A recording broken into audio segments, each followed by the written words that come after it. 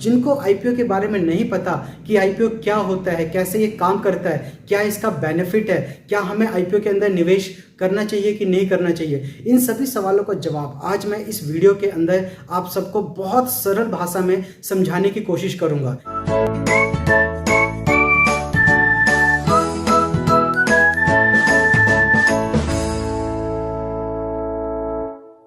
नमस्कार दोस्तों, कैसे हैं आप सब लोग। आशा करता हूं कि आप सब लोग बहुत कुशल मंगल होंगे और अपनी लाइफ को बहुत अच्छे से एंजॉय कर रहे होंगे। मैं सेल्समैन अपने इस यूट्यूब चैनल बी सेल्समैन में आप सबका फिर से स्वागत करता हूं। दोस्तों, आईपीओ का नाम कभी ना कभी जरूर आपने सुना होगा, देखा होगा या फिर पढ़ा होगा। बहुत से भाइयों को आईपीओ के बारे में बहुत अच्छी नॉलेज होगी। तो आज ये वीडियो उन लोगों के लिए एक रिवीजन के रूप में होगा और जिनको आईपीओ के बारे में नहीं पता कि आईपीओ क्या होता है, कैसे ये काम करता है, क्या इसका बेनिफिट है, क्या हमें आईपीओ के अंदर निवेश करना चाहिए कि नहीं करना चाहिए, इन सभी सवालों का जवाब आज मैं इस वीडियो के अंदर आप सबको बहुत सरल भाषा में समझाने की कोशिश करूंगा। इसलिए आप अंत तक बने रहिए। तो चलिए शुरू करते हैं। आईपीओ का सबसे पहले हम फुल फॉर्म जानते हैं। आईपीओ का फुल फॉर्म होता है इनिशियली पब्लिक ऑफर। आईपीओ कुछ नहीं होता, आईपीओ एक प्रोसेस होता है जिस प्रोसेस के अंदर कोई भी कंपनी अपने आप को अगर स्टॉक मार्केट में लिस्ट करवाने के लिए कोई प्रोसेस को यूज करती है, उस प्रोसेस को आईपीओ कहते हैं। यानी कि कोई भी कंपनी अपना लिस्टिंग जब स्टॉक मार्केट यानी कि बीएससी और एनएससी के अंदर करवाती है, जिससे कि कोई भी पब्लिक या कोई भी इंस्टीट्यूशन उसके कंपनी में इन्वेस्टमेंट कर सके, इस प्रोसेस को हम आईपीओ कहते हैं। जब कभी भी कंपनी अपने आप को स्टॉक मार्केट में लिस्ट कराती है तो उसका सबसे पहला फेज होता है कि वो अपनी कंपनियों के शेयर को एक आईपीओ के थ्रू इशू करे, जिससे कि पब्लिक इंस्टीट्यूशंस जो होती हैं उसके अंदर वो इन्वेस्टमेंट कर सके। अगर आईपीओ के टाइप्स की अगर हम बात करें तो आईपीओ के बेसिकली दो टाइप होते हैं। फिक्स टाइप ऑफर होता है, दूसरा आपका बुक बिल्डिंग ऑफर होता है। फिक्स प्राइस ऑफर का क्या मतलब होता है? जब कभी भी कोई कंपनी अपना आईपीओ निकालती है तो उस आईपीओ का एक रेंज होता है, एक रेट होता है, उस रेट को फिक्स रखती है। जैसे मान के चलते हैं यहाँ पे कंपनी एबीसी है। अगर कंपनी एबीसी अपना जो आईपीओ है 175 रुपीज के प्राइस पे निकालती है, बिल्कुल फिक्स कहती है कि जो मैं अपना आईपीओ निकालूंगी वो बिल्कुल 175 रुपीज के रेट पे ही निकालूंगी, तो उसे हम फिक्स प्राइस ऑफर बोलते हैं। और उसी केस में अगर कोई दूसरी कंपनी XYZ है, वो क्या कहती है? वो कहती है कि मैं अपना जो आईपीओ है वो निकालती हूं, उसको मैं 200 रुपए से लेके और 250 रुपए के बीच में निकालती हूं। यानी कि पहले केस में क्या हुआ, कंपनी एबीसी ने क्या किया, इसको बिल्कुल फिक्स प्राइस पे निकाला, तो हमने इसको फिक्स प्राइस ऑफर बोला। और जब कंपनी XYZ एक रेंज बाउंडेड के साथ अपना आईपीओ निकालती है, जैसे कि 200 से लेके 250 के बीच का एक रेंज बाउंड प्राइस निकालती है कि इनके 200 से लेकर 250 के बीच में कोई भी पब्लिक या कोई भी इंस्टीट्यूशन इस प्राइस पे उस इनिशियल पब्लिक ऑफर की बिडिंग कर सकती है, तो उसे हम बुक बिल्डिंग ऑफर बोलते हैं। दोस्तों, अब आपके मन में यह सवाल आ रहा होगा कि कोई भी कंपनी आईपीओ क्यों निकालती है, आईपीओ निकालने से कंपनी का क्या फायदा होता है। दोस्तों, आईपीओ निकालने से कंपनी का सबसे बड़ा फायदा होता है कि उनकी फंड राइजिंग होती है। क्योंकि जब हम किसी कंपनी का आईपीओ परचेज करते हैं तो उस आईपीओ के लिए हमें कुछ पैसे देने होते हैं, कुछ बिडिंग करके हमें कुछ पैसे देने होते हैं।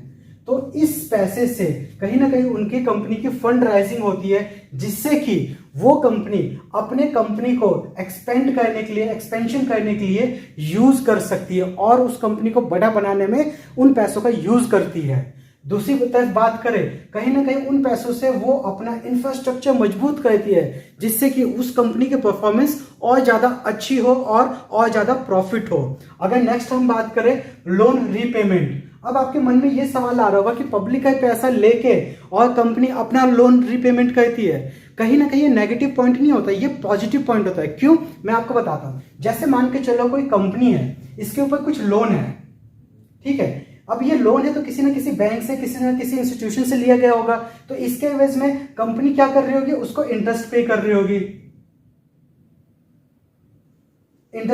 होगी। जब वो आईपीओ लॉन्च करती है तो उसमें जो पैसा इकट्ठा होता है उसका कुछ पोर्शन वो अपने लोन रीपेमेंट करके अपना इंटरेस्ट सेव करती है।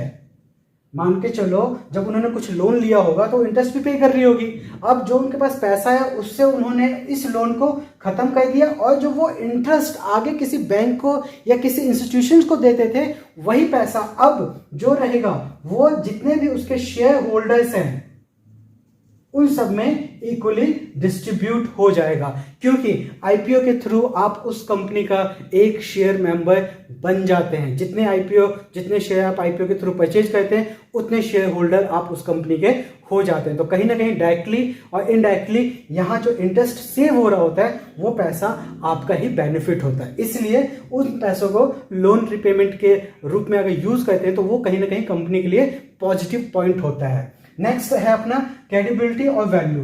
जब कभी भी कोई कंपनी यूं ही काम कर रही होती है, ठीक है, उसका नाम होता है मार्केट के अंदर, बट जब वो कंपनी स्टॉक मार्केट पे लिस्ट हो जाती है तो कहीं ना कहीं उसकी क्रेडिबिलिटी और वैल्यू बढ़ जाती है, क्योंकि स्टॉक मार्केट में कोई भी ऐसी कंपनी अपने आप को लिस्ट नहीं कर सकता। उसके लिए बहुत अच्छा फाइनेंशियल स्टेटमेंट होना चाहिए, पूरी फाइनेंशियल डिटेल ट्रांसपेरेंसी बहुत अच्छी होनी चाहिए। उसका बहुत लंबा प्रोसेस होता है इस आईपीओ को लॉन्च करने के लिए। अगर आप जानना चाहते हैं कि आईपीओ को मतलब कैसे लॉन्च किया जाता है तो डिटेल में तो नहीं बता सकता, मगर चलो मैं आपको बताता हूं कि आईपीओ जब कभी भी कोई कंपनी निकालती है तो उससे पहले का क्या प्रोसेस होता है। अब किसी कंपनी को अगर मान लो अपना मार्केट में आईपीओ लाना है, उससे पहले उसको बहुत पापड़ बेलने पड़ते हैं, बहुत ज़्यादा उसको अपनी फाइनेंशियल डिटेल सबके सामने रखना होता है। कैसे प्रोसेस होता है मैं आपको बताता हूँ। जब कभी कोई कंपनी अपना आईपीओ का प्रोसेस अप्रूवल के लिए देती है तो इसमें सबसे पहले कंपनी और कुछ फाइनेंशियल इंस्टीट्यूशन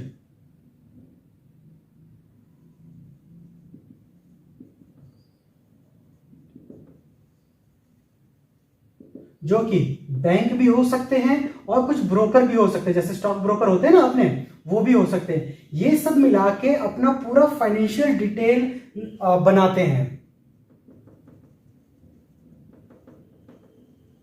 पूरा फाइनेंशियल डिटेल बनाते हैं, ए से लेकर जेड, पूरा पिछले 10 साल 15 साल जो भी उनके पास अवेलेबल होता है वो पूरा फाइनेंशियल डिटेल उसको बहुत अच्छे से बनाते हैं। देन उसके बाद क्या होता है कि ये जो पूरा फाइनेंशियल डिटेल जब बन जाता है, इस फाइनेंशियल डिटेल के साथ ये कंपनी और फाइनेंशियल इंस्टीट्यूशन जैसे बैंक ऑफ ब्रोकर जब पूरा फाइनेंशियल डिटेल बना लेती है तो उसके साथ वो SEC यानी कि सिक्योरिटी एक्सचेंज कमीशन जो होती है वहां जाके वो अप्लाई करती है।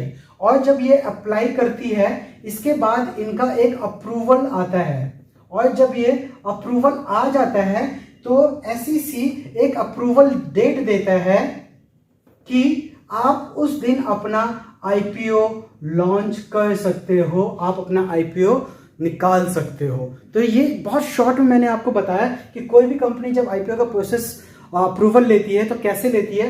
कुछ कंपनी, जिस कंपनी को अपना आईपीओ निकालना है वो, और कुछ फाइनेंशियल इंस्टीट्यूशन जैसे बैंक ऑफ ब्रोकर अपना पूरा फाइनेंशियल डिटेल दोनों मिलकर बहुत अच्छे से फाइनेंशियल डिटेल की पूरी तैयारी करते हैं, जो भी उनका पास्ट रहा है उसमें, और वो आने वाले टाइम में क्या करने वाले उसका भी कुछ कुछ डिटेल उसके अंदर प्रोवाइड करते हैं। ये पूरा डिटेल ले जाके वो SEC सिक्योरिटी एक्सचेंज कमीशन के पास जाते हैं। अब यहाँ पे जो इसका रोल ये रहता है कि जो भी उन्होंने डिटेल दी है उसकी बहुत बारीकी से इंस्पेक्शन करते, बहुत बारीकी से, इतनी बारीकी से इंस्पेक्शन करते हैं जिसका कोई हिसाब नहीं होता, ताकि क्योंकि एंड में जाके पब्लिक अपना पैसा लगाने वाली है तो इस कंपनी में पब्लिक के साथ कोई धोखाधड़ी ना हो, इसलिए SEC बहुत अच्छे से बारीकी से पूरे फाइनेंशियल डिटेल को देखती है। उसके बाद उसको अप्रूवल के लायक है तो उसको अप्रूव करती है। जब अप्रूव करती है तो वो एक डेट दे देते हैं उस कंपनी को कि आप इस डेट को आप अपना आईपीओ लॉन्च कर सकते हैं या आईपीओ निकाल सकते हैं। तो ये कंप्लीट प्रोसेस है आईपीओ कोई भी कंपनी कैसे निकालती है। अब अगला पॉइंट ये आता है कि हमें आईपीओ के अंदर निवेश करना चाहिए कि नहीं करना चाहिए। अगर आप आईपीओ के अंदर निवेश करना चाहते हैं तो आपको बहुत ज़्यादा जागरूक होना पड़ेगा, क्योंकि आईपीओ जिस प्राइस पे भी लिस्ट होगा, क्या पता वहाँ पे आपको बहुत ज़्यादा फायदा हो या बहुत ज़्यादा नुकसान हो। इसलिए जब कभी भी आप किसी भी आईपीओ के अंदर निवेश करते हैं, उस टाइम आपके जो भी फाइनेंशियल एडवाइस करने वाले जो लोग हैं आपके आसपास है, आप उनसे भी एडवाइस कर सकते हैं, या फिर जो बिल्कुल आपके ब्रोकर हैं आप उनसे भी एडवाइस ले सकते हैं, या फिर आप खुद अच्छे से रिसर्च कर सकते हैं गूगल पे, यूट्यूब पे, जो न्यूज़ चैनल्स होते हैं उन चैनल्स के थ्रू बहुत अच्छे से पहले एनालाइज कीजिए कि उस आईपीओ के अंदर अगर आप इन्वेस्टमेंट करते हैं तो वो कितना सेफ है, कितना सिक्योर है। क्योंकि ओवरऑल जितना आप उसके अंदर निवेश करेंगे और बाद में जाके उस कंपनी का आईपीओ का जो लिस्टिंग प्राइस होगा, क्या पता आपको बहुत ज़्यादा प्रॉफिट दे के जाए और क्या पता आपको बहुत नुकसान भी दे सकता है। इसलिए किसी भी आईपीओ में निवेश करने से पहले आप उसकी बारीकियों को बहुत अच्छे से समझ लें और किसी फाइनेंशियल एक्सपर्ट की अंडर आप अपना निवेश को ट्रैक करवाएं। ये मेरी पर्सनल एडवाइस है।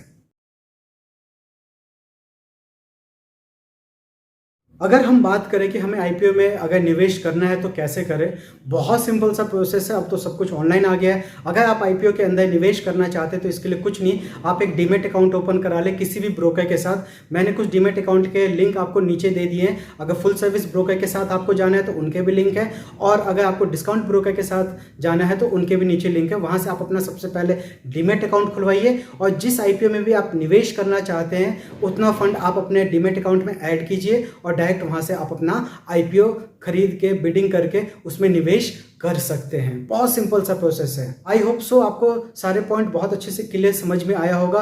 अगर कोई पॉइंट आपको सही से समझ में नहीं आता तो आप मुझे कमेंट बॉक्स में कमेंट करके बताइए, मैं उसका एक प्रॉपर आंसर मैं आपको देने की कोशिश करूंगा। अगर आपको वीडियो अच्छा लगा तो प्लीज़ वीडियो को लाइक करें, शेयर करें और सब्सक्राइब करें। आज के लिए बस इतना ही। Thank you very much.